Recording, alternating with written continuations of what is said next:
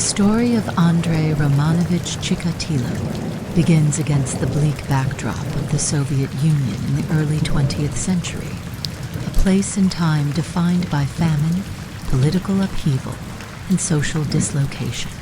He was born on October 16, 1936, in the small village of Yablushne, in the Sumy Oblast of Ukraine, which was then part of the Soviet Union. His birth coincided with the shadow of Joseph Stalin's regime, a government notorious for its ruthless industrialization policies, collectivization of farms, and harsh treatment of dissent.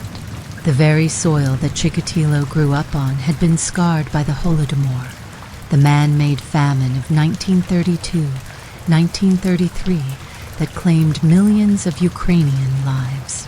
Hunger and death were constant presences, lingering in the stories told by his parents and etched into the collective memory of his community. His childhood was defined by deprivation. Food was scarce, clothing was ragged, and medical care was almost non-existent. The Chikatilo family lived in a one-room hut, a bare shelter that offered little protection from the cold winters or the gnawing pangs of hunger. Andrei's father, Roman, worked as a laborer, but was soon conscripted into the Red Army during World War II. Captured by German forces, Roman spent years as a prisoner of war, a stigma that would later taint the family in the eyes of Soviet authorities, who viewed returning POWs with suspicion and disdain. Andrei's mother, Anna, was left to raise him and his sister on her own during the harshest years of the war. The loss of his father's presence and the strain of survival during wartime created a fractured and joyless environment for a young boy. The violence of war was not abstract for Chikatilo. It came to his village in terrifying waves. Ukraine was a major battlefield in the conflict, and German occupation brought both destruction and cruelty. Stories of atrocities circulated constantly, and as a child he witnessed firsthand the desperation of survival. Later in life, Chikatilo would claim that his older brother Stepan was kidnapped and cannibalized by neighbors during the famine of the 1930s, though historians debate the accuracy of this account. Whether fact or family myth, such a story reveals the atmosphere of fear and horror that shaped his early psyche. Growing up with the knowledge, or at least the suggestion, that life could be consumed by hunger so extreme it drove humans to devour one another, was bound to leave scars on a child's imagination. As he grew older, Andrei was marked not only by poverty, but also by physical frailty. He suffered from bedwetting well into adolescence, a condition that humiliated him and exacerbated his feelings of inadequacy. He also struggled with chronic health issues, particularly concerning his eyesight, which forced him to squint and peer awkwardly, setting him apart from his peers. In Soviet schools, where conformity and strength were prized, these weaknesses made him a target of ridicule. He was a shy, introverted boy, and though he longed for acceptance, he found himself isolated and frequently bullied. The psychological impact of his formative years cannot be understated. Living in a household overshadowed by hunger, abandonment, and ridicule, he developed a profound sense of powerlessness. Soviet society at the time valued collectivism and strength, but Chikatilo found only alienation and weakness in himself. His family's status as tainted by his father's imprisonment further alienated him from opportunities in school and work. The rigid structures of Soviet life left little room for self-expression or individual healing, forcing him to internalize his frustrations. Education, however, became both a refuge and a source of tension for him. Despite his social struggles, he was intelligent and hard-working, especially when it came to reading and learning. He spent hours with books, finding solace in knowledge in the private world of ideas. Yet his academic pursuits only deepened his isolation from other boys, who gravitated toward physical games and camaraderie. His desire to stand out through intellectual achievement was consistently overshadowed by feelings of inadequacy, particularly when he reached adolescence and began to confront his own sexual development. It was in adolescence that the darker threads of Chikatilo's life began to weave together. Puberty brought him not empowerment, but further humiliation.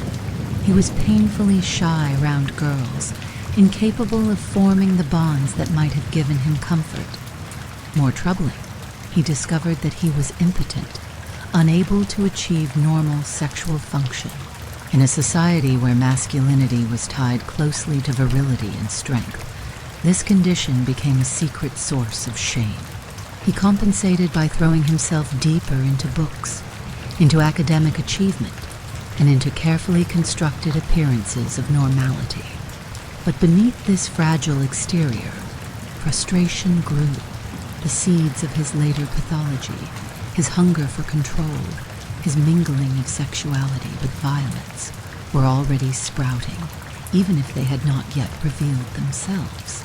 To understand Chikatilo is also to understand the Soviet Union of his youth. This was a society of repression, where neighbors informed on one another, where individual desires were subordinated to the needs of the state, and where silence was often the only safe response to suffering.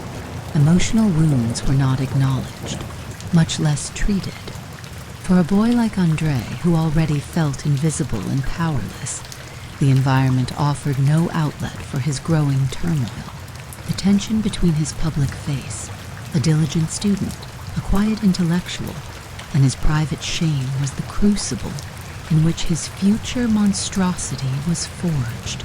As Andrei Chikatilo entered his late teenage years, his life bore the hallmarks of a young man trying to navigate the rigid structures of Soviet society while hiding personal struggles that gnawed at him beneath the surface.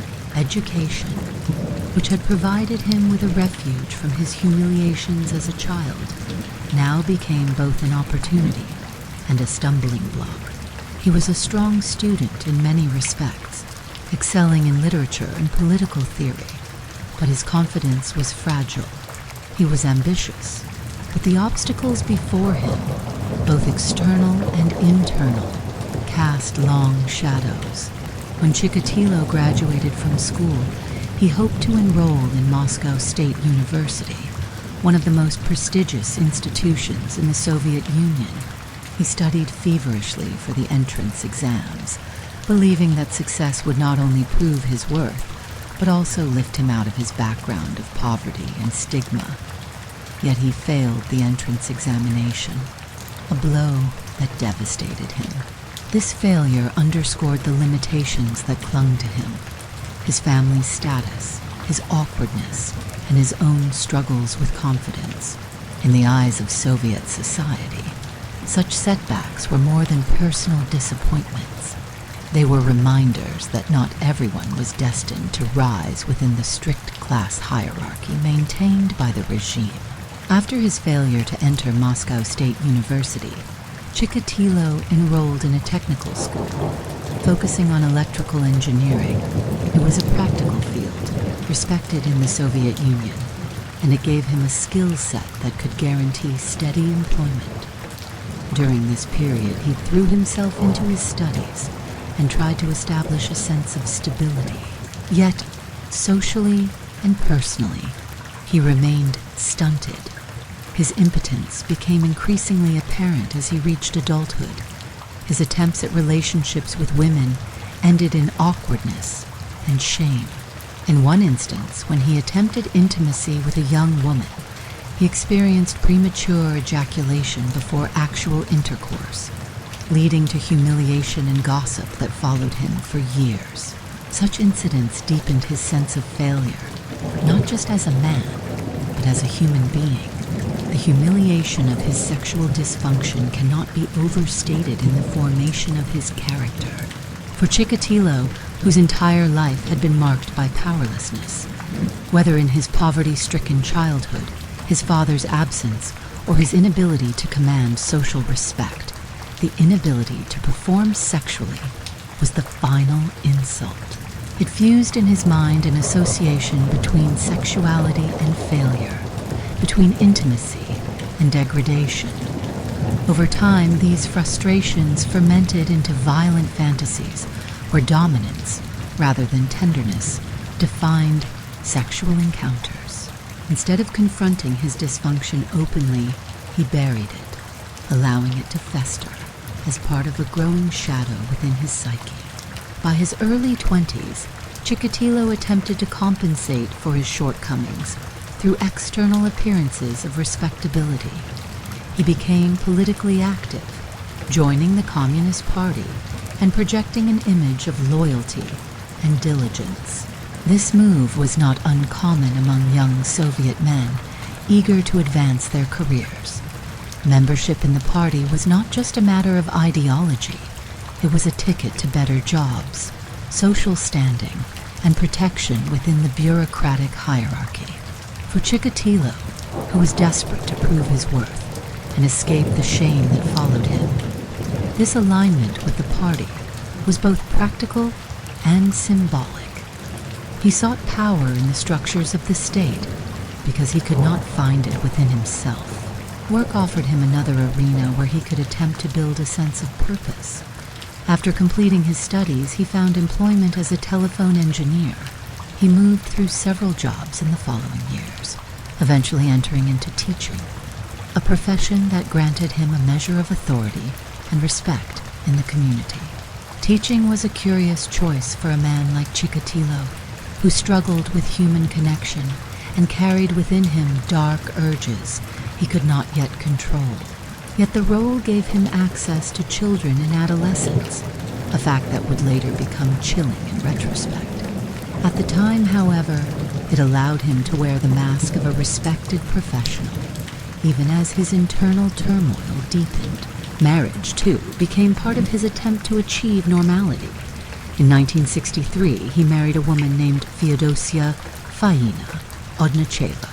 The marriage was arranged with the help of his younger sister, who encouraged her brother to settle down despite his difficulties. Faina was a practical woman who accepted his impotence as a private matter. With medical assistance and perseverance, the couple eventually conceived 2 children, a son and a daughter. On the surface, this seemed like success. Chikatilo now had a family, a stable job, and the appearance of a respectable Soviet citizen. But beneath the surface, nothing had changed. His shame remained, his violent fantasies persisted, and his inability to find satisfaction in ordinary intimacy gnawed at him. It was during his years as a teacher in the 1970s that the first outward signs of his deviance began to emerge. Reports from students indicated that he behaved inappropriately in the classroom, groping or touching female students under the guise of discipline. There were also instances of him exposing himself or fondling himself in front of children, behaviors that were both disturbing and illegal. Complaints were lodged against him, but in the Soviet Union of the time, such matters were often handled quietly to avoid scandal. Instead of being prosecuted or imprisoned, Chikatilo was frequently transferred to different schools, a pattern that eerily foreshadowed similar institutional failures in later cases worldwide. These early acts of predation were warnings that the mask of respectability was beginning to crack. What made these incidents particularly troubling was that they did not arise out of sudden madness, but from a calculated effort to satisfy urges he could not suppress. Each inappropriate act was a test of boundaries, a small step toward the larger atrocities he would eventually commit. When he assaulted a child or behaved indecently, he experienced arousal and release, a sickening fusion of sexual gratification and the exercise of power over the vulnerable. This discovery was pivotal. For the first time, he found a way to transform his impotence into a twisted form of control. Where ordinary intimacy had failed him, dominance and fear became substitutes. By the late 1970s, Chikatilo was living a double life. Outwardly, he was a married man, a teacher, a party member. Inwardly, he was a man spiraling toward something monstrous. Someone who had discovered that violence and fear could stand in for pleasure. The structures of Soviet society, which so often concealed dysfunction rather than confronting it, enabled him to continue. Complaints were buried, accusations were dismissed, and he learned that he could escape consequences if he maintained his mask. The seeds of his transformation from a frustrated man to a killer had been sown. His fantasies had taken shape, his boundaries had already been breached, and his failures as a lover and a man had been transmuted into a dark hunger for domination. The Soviet Union of the time, vast and bureaucratic, had neither the mechanisms nor the will to confront individuals like Chikatilo before they became catastrophic. What followed in the next phase of his life would expose not only the depth of his pathology, but also the failures of the system that allowed him to thrive. By the late 1970s, Andrei Chikatilo was standing on the precipice of unleashing the violence that had been building inside him for decades. The frustrations of his childhood, the humiliation of his sexual dysfunction, and the disturbing release he found through harassment and indecent acts had all combined into a psychological storm. His failures as a husband, teacher, and man gnawed at him daily. Yet he had also discovered that when he crossed boundaries, when he inflicted fear and pain, he experienced an arousal and satisfaction that ordinary intimacy had denied him. It was only a matter of time before fantasy and impulse spilled over into murder. The turning point came in December 1978, when Chikatilo committed his first known killing. The victim was 9-year-old Yelena Zakotnova, a girl from Shakti, a town in the Rostov Oblast of Russia. Chikatilo lured her into a shed near his house, offering her a small gift, a common tactic he would employ in future crimes. Once he had her alone, he attempted to sexually assault her, but his impotence thwarted him. Frustrated and desperate, he stabbed her repeatedly, releasing the violent urges that had long festered within him. Yelena's body was found days later, mutilated and discarded, and the community was horrified by the brutality of her death. What makes this first murder particularly tragic is not only the senselessness of the act, but also the miscarriage of justice that followed. Soviet investigators, eager to close the case quickly, and under pressure to maintain the appearance of control, arrested a local man named Alexander Kravchenko. Kravchenko had previously served time for rape, making him an easy target for suspicion. Despite maintaining his innocence, he was convicted and ultimately executed for the crime. This grave error allowed Chikatilo to walk free, emboldened by the realization that he could kill and escape responsibility. The failure of the Soviet justice system, plagued by bureaucracy and political priorities, was instrumental in enabling his transformation from predator to serial murderer. After his first murder, Chikatilo retreated temporarily into his double life. He continued working, maintained his family, and presented himself as a loyal Soviet citizen. Yet he could not suppress the memory of what he had felt when he stabbed Yelena, the mingling of sexual gratification with violence, the intoxicating power of control, the sense that he had transcended his impotence through brutality. The act had awakened something within him, and though years would pass before he killed again, the seed had been planted. By the early 1980s, Chikatilo's life was unraveling in other ways. His career as a teacher was collapsing due to repeated complaints of sexual misconduct. Eventually, he was dismissed from his position. Though the reasons were officially obscured, his dismissal further deepened his feelings of failure, but it also gave him more time to indulge his darker impulses. He began traveling frequently for work, taking jobs that required him to move across regions of the Soviet Union. This mobility would become a key factor in his killing spree, allowing him to strike in multiple locations without arousing immediate suspicion. In September 1981, after years of relative dormancy, Chikatilo killed again. This time, his victim was 17-year-old Larisa Tkachenko.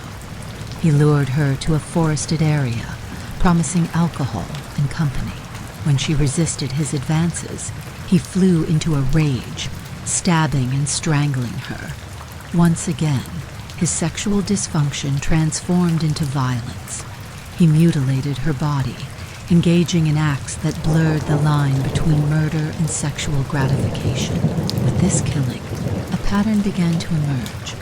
The victims were often young, vulnerable, and lured by promises of food, gifts, or companionship. The attacks were marked by stabbing, strangulation, and mutilation, and the crimes provided him with the only sexual satisfaction he could achieve. The murders began to increase in frequency. In June 1982, he murdered a 13-year-old boy named Oleg, stabbing him more than 20 times and mutilating his genitals. Later that year, he killed a young woman named Lyubov, again luring her to a secluded area before stabbing her repeatedly. The brutality of these killings shocked investigators when the bodies were discovered, but at the time, the crimes seemed isolated. It took time for authorities to recognize that a serial killer was at work, a concept that Soviet ideology had difficulty even acknowledging. Officially, the Soviet Union prided itself on having eradicated the degenerate criminality associated with the West. To admit that a serial killer was roaming freely across their territory was politically dangerous. This denial worked to Chikatilo's advantage. Throughout the early 1980s, he continued to hunt and kill with growing confidence. Each murder followed a similar ritual. He would lure a child, teenager, or young woman to a secluded location, attempt sexual contact, and when thwarted by his impotence, unleash a frenzy of stabbing and mutilation. He targeted bus stops, train stations, and marketplaces, places where vulnerable individuals could be found. The killings were not just acts of violence, but rituals that provided him with a twisted sense of relief, a release of the rage and frustration he carried from childhood into adulthood. What distinguished Chikatilo from many killers was the sheer ferocity of his attacks. Victims were often stabbed dozens of times, their eyes gouged out, their bodies mutilated in grotesque ways. Later psychological assessments suggested that the gouging of eyes reflected a superstition. Chikatilo believed that victims could carry the image of their killer in their eyes, and by destroying them, he erased evidence. Whether superstition or symbolism, the act underscored his obsession with control and his fear of exposure. By 1983, his body count was climbing, and his methods were refining. He was learning how to lure victims more effectively, how to dispose of bodies, and how to avoid detection. Yet, he also made mistakes. On several occasions, he was seen leaving the scene of abductions or murders with victims, and witnesses provided descriptions. Still, the Soviet authorities, bound by inefficiency, bureaucracy, and political denial, failed to connect the dots quickly enough. The investigation was hampered not only by the state's reluctance to admit the existence of a serial killer, but also by a lack of modern forensic tools. Chikatilo, meanwhile, grew bolder. Killing became a compulsion, a necessity that he could not resist. Each act only intensified his need for another. The transformation was complete. He was no longer a man tormented by private shame, but a predator who had found power, however grotesque, through violence. The Soviet system, slow and unresponsive, was no match for his cunning and persistence. The 1980s would see Chikatilo's crimes spiral into one of the most notorious killing sprees in history. His ability to evade capture for so long revealed not only his own deceptive skill, but also the deep flaws within the Soviet justice system. The butcher of Rostov had emerged fully, and the nightmare for countless families across Russia and Ukraine had only just begun. By the mid-1980s, Andrei Chikatilo had become one of the most prolific killers in modern history, though the full scale of his crimes was not yet understood by the authorities or the public. The violence that began with isolated acts of murder now surged into a spree that terrorized entire regions. His methods became more refined, his confidence greater, and his compulsions insatiable. The Soviet system, riddled with bureaucratic inefficiency and ideological denial, was slow to react, and this allowed Chikatilo to kill with alarming frequency. Between 1983 and 1985, the pace of his crimes escalated dramatically. He murdered boys, girls, teenagers, and young women, often targeting those who were most vulnerable: runaways, street children, or students waiting at bus stops. Public transport hubs such as train stations and marketplaces became his hunting grounds. He was skilled at identifying individuals who looked lonely or lost, offering them small promises of food, money, or assistance, before luring them to secluded areas like forests, abandoned buildings, or fields. Once isolated, his ritual began, attempts at intimacy that quickly turned into violent rage, a frenzy of stabbing, mutilation, and domination that culminated in his only form of release. The brutality of his killings shocked even hardened investigators. Victims were stabbed dozens of times, their throats slit, and their bodies mutilated in grotesque patterns. He often gouged out their eyes, an act that, as mentioned before, may have stemmed from a superstition that the eyes retained the last image they had seen. In other cases, he removed body parts, including sexual organs, sometimes consuming portions of them. The killings were not just murders, but expressions of a deep pathology, blending rage, humiliation, and sexual gratification into acts of sadism. By 1984, a clear pattern had emerged, and the authorities could no longer ignore that a serial killer was at large. The Rostov Oblast, in particular, became gripped by fear. Families were terrified to let their children walk alone, and rumors spread rapidly. Yet the Soviet regime struggled to acknowledge the crisis openly. To admit that a serial murderer was operating so freely was to undermine the image of order and control that the Communist Party sought to project. The state-controlled press downplayed the situation, while police officials quietly scrambled to piece together the evidence. It was during this time that a massive investigation was launched, one of the largest in Soviet history. A task force was formed, led by Major Mikhail Fedosov, and including the young forensic psychiatrist, Dr. Alexander Bukhanovsky, who would later play a pivotal role in understanding Chikatilo's psychology. The investigation, codenamed Lesopolosa, meaning forest strip, mobilized thousands of officers who patrolled train stations, bus stops, and marketplaces across the Rostov region. Plainclothes agents posed as travelers, while roadblocks and curfews attempted to contain the killer's movements. Despite the scale of the operation, the investigation faced constant setbacks.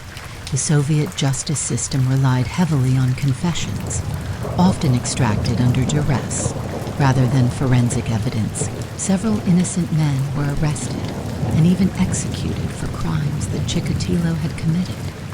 Each wrongful conviction not only destroyed innocent lives, but also allowed Chikatilo to continue killing. This failure highlighted the dangers of a system more concerned with demonstrating efficiency than pursuing truth. Meanwhile, Chikatilo adapted to the pressure. He became more cautious, varying his hunting grounds and methods to avoid detection. He traveled widely for work, which provided him with cover and allowed him to strike in multiple cities and regions. His movements made it difficult for investigators to establish clear geographic patterns, yet his compulsion to kill was unstoppable. By the end of 1984 alone, he had murdered more than a dozen victims, leaving a trail of terror across southern Russia and Ukraine. The victims' ages ranged widely, from as young as 7 years old to women in their late 20s. This lack of a consistent victim profile added another layer of difficulty for investigators. Unlike many serial killers who fixate on a specific type, Chikatilo's victims varied in age and gender, though they shared the common thread of vulnerability. This randomness heightened public fear, as no one seemed safe from his predations. In 1985, the task force finally began to close in. Undercover officers at train stations noticed suspicious behavior in a man matching Chikatilo's description. He was seen loitering near children, attempting to initiate conversations, and carrying a briefcase filled with rope and knives. He was detained briefly, but due to lack of direct evidence, he was released. The frustration of investigators grew as they realized they were circling their suspect, but could not yet prove his guilt.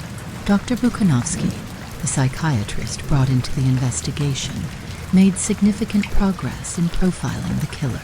Drawing on patterns from Western studies of serial murderers, he described the perpetrator as a man who was socially awkward, middle-aged, married, impotent, and likely employed in a position that gave him both mobility and access to young people. This description fit Chikatilo uncannily well, though at the time it was considered speculative. The use of psychological profiling was groundbreaking in the Soviet Union, a society that often dismissed such approaches as unscientific Western imports. Yet Bukhanovsky's insights would later prove essential. Despite the massive investigation, Chikatilo's killings did not stop. By 1985, he had murdered more than 30 people. His ability to evade capture was due not only to his own cunning, but also to systemic failures. Over-reliance on coerced confessions, lack of forensic expertise, and the Soviet state's reluctance to admit the presence of a serial killer. Each failure meant another life lost, another family devastated, and another crime scene marked by unspeakable brutality. But the net was tightening. Investigators were beginning to recognize patterns in his movements, and his growing recklessness left more witnesses. By the late 1980s, the combined pressure of an intensifying investigation and his own compulsion to kill would bring him closer to exposure. The butcher of Rostov was still at large, but his time was running out. By the late 1980s, Andrei Chikatilo's reign of terror had stretched nearly a decade. The tally of his victims had grown so high that fear in the Rostov region was palpable. Parents were afraid to let children travel alone, and whispers of a maniac spread despite official efforts to keep the panic contained. The Soviet state had no choice but to intensify the hunt, and with glasnost under Mikhail Gorbachev loosening the grip of secrecy, investigators were afforded more room to pursue the case openly. The breakthrough came in November 1990. By this time, the Rostov task force had learned to focus its surveillance on transportation hubs, where many of the murders had originated. At a train station in Novocherkassk, police officers noticed a man wandering suspiciously, approaching children, and displaying behavior that matched prior witness reports. He was detained and identified as Andrei Chikatilo, a 54-year-old former teacher and engineer who outwardly appeared to be a respectable family man. What made the officers more certain was that he had already been questioned in connection with earlier murders, but had been released for lack of evidence. Now, under increasing suspicion, he was brought in for further interrogation. The search of his belongings and home uncovered incriminating items, ropes, knives, and evidence that tied him to several murder sites. Blood analysis also connected him indirectly to some crime scenes, though Soviet forensics lacked the sophistication of DNA technology that would later revolutionize such cases. Still, the weight of circumstantial evidence was overwhelming. What ultimately sealed the case was his confession, obtained after a grueling interrogation process led by investigators and aided by forensic psychiatrist Dr. Alexander Bukhanovsky. Bukhanovsky played a unique and pivotal role in Chikatilo's capture. Known as one of the first criminal profilers in the Soviet Union, Bukhanovsky had developed a psychological portrait of the killer years earlier that proved strikingly accurate. When Chikatilo was finally detained, investigators struggled to break through his evasions and denials. It was only when Bukhanovsky was brought in to speak with him that Chikatilo opened up. The psychiatrist understood the deep shame and humiliation driving him, framing questions in a way that allowed Chikatilo to confess without feeling stripped of dignity. Over several sessions, Chikatilo admitted to killing 53 people, describing the gruesome details with chilling detachment. His confessions revealed the full scope of his atrocities. He recounted how he lured victims with promises of gifts or food, how his impotence would frustrate his attempts at intercourse, and how stabbing and mutilating his victims provided the release he craved. He described specific murder sites, many of which investigators were able to confirm, lending credibility to his claims. Listening to him speak, investigators and psychiatrists were struck by his lack of remorse, his cold rationality, and his twisted logic. He saw himself as a man driven by compulsion, almost as though he were an instrument of forces beyond his control. The trial of Andrei Chikatilo began in April 1992 in Rostov-on-Don, and it quickly became one of the most sensational trials in Russian history. For a society emerging from decades of repression, the proceedings offered both horror and catharsis. Crowds gathered outside the courthouse daily, shouting for his execution, while inside the atmosphere was tense and electrified. The courtroom was filled with the families of victims, journalists, and officials, all eager to see justice delivered. Chikatilo himself contributed to the macabre theater of the trial. At times, he ranted incoherently, stripping off his clothes or shouting insults. At other moments, he sat in chilling silence, his eyes scanning the room with cold indifference. His behavior led some to question his sanity, but psychiatric evaluations declared him legally responsible for his actions.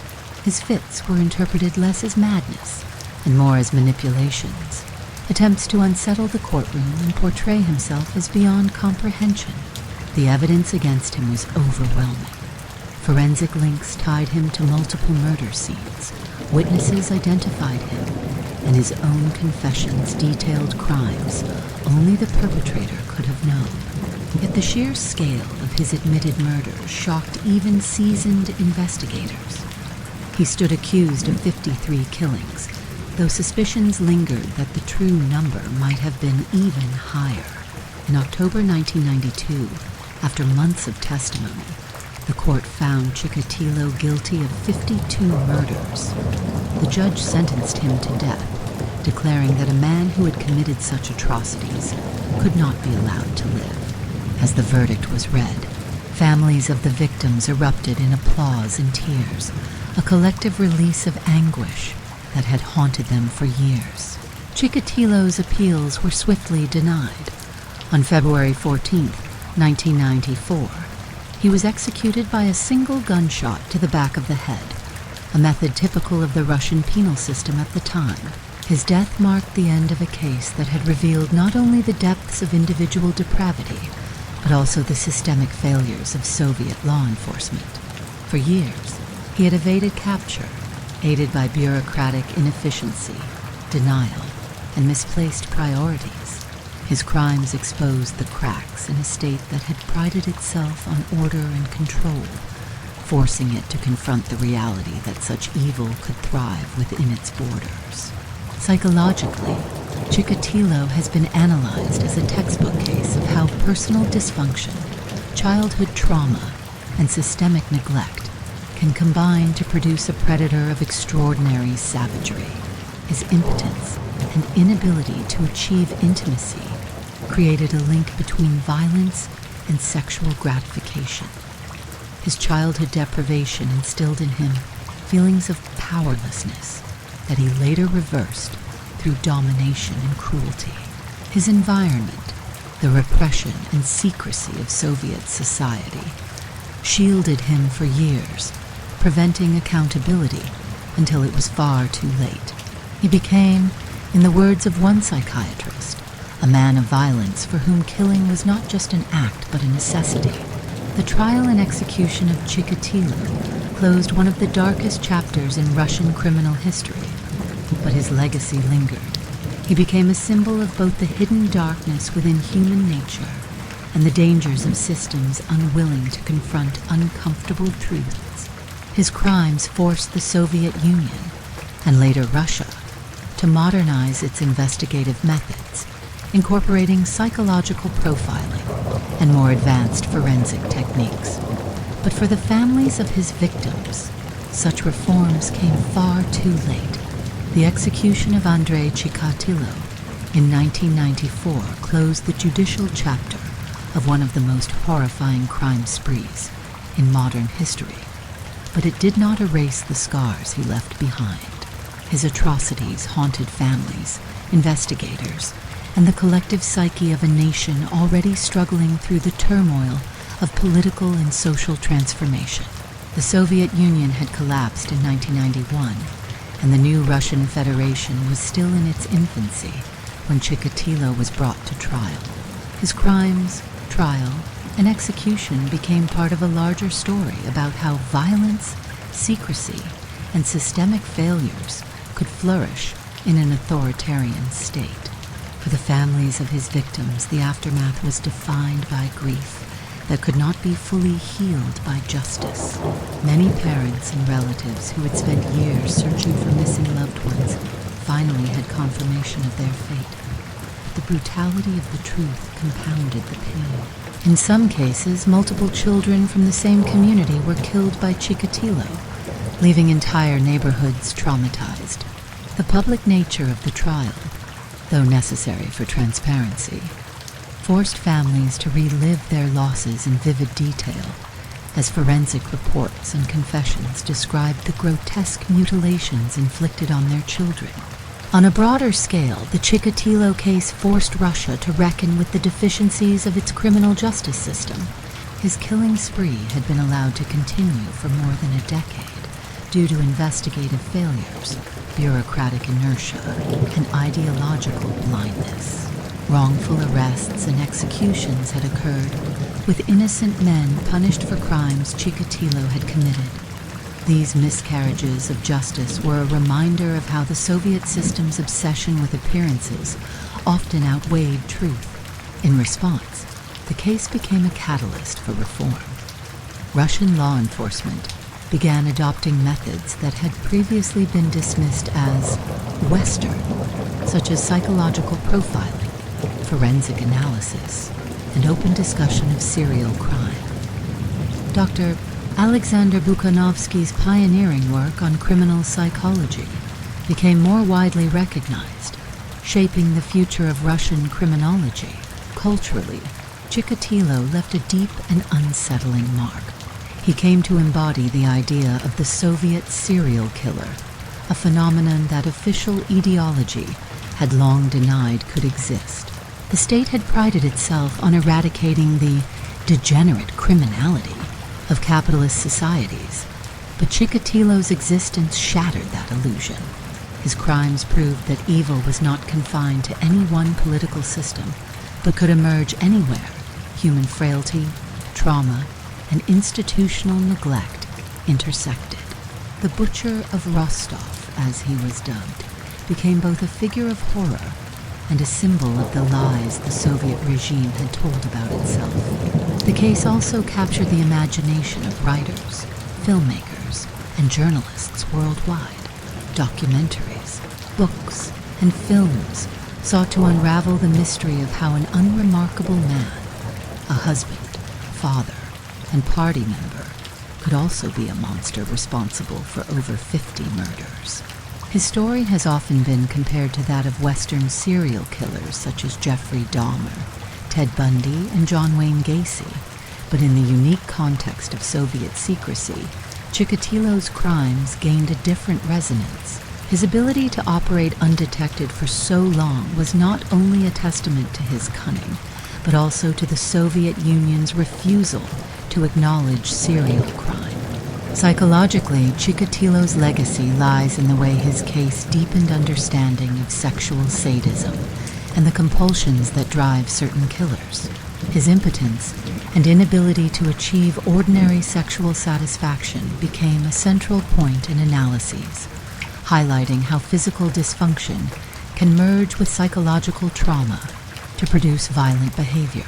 He also became an example of how predators can exploit institutional blind spots. His role as a teacher gave him access to children, and the reluctance of administrators to confront complaints allowed him to escalate unchecked. For criminologists and psychologists, his life became a grim study in the interplay between personal pathology and social conditions. Even today, his crimes resonate in Russian society. Memorials have been erected for some of his victims, and survivors of the era recall the atmosphere of fear that gripped Rostov and surrounding regions. Parents warned their children never to speak to strangers, and the figure of the maniac became a kind of cultural bogeyman, an embodiment of danger lurking in plain sight. His name remains synonymous with brutality, invoked whenever discussions of serial murder arise. Globally, the Chikatilo case influenced popular culture and crime studies. Films such as Citizen X, 1995, based on his crimes and trial, introduced international audiences to the failures and eventual triumphs of the investigation. The story highlighted both the persistence of dedicated investigators and the cost of systemic denial. Books and academic studies have continued to analyze him, ensuring that his crimes remain a subject of both fascination and revulsion. In the end, the legacy of Andrei Chikatilo is not merely that of an individual killer, but of the broader structures that enabled him. His life story is a tragic intersection of personal trauma, psychological dysfunction, and systemic failure. He grew up in a world marked by famine, war, and repression, internalized humiliation and rage, and found in violence a twisted form of power. The Soviet state, with its obsession with secrecy and control, shielded him from exposure long enough for him to claim dozens of lives. His capture and execution brought a measure of justice, but it could never erase the devastation he caused. For modern readers and observers, the lesson of Chikatilo is both chilling and sobering. Monsters are not born in isolation. They are shaped by their circumstances, enabled by the failures of institutions, and concealed by the masks they learn to wear. And when systems fail to recognize them, they thrive in the shadows, leaving destruction in their wake.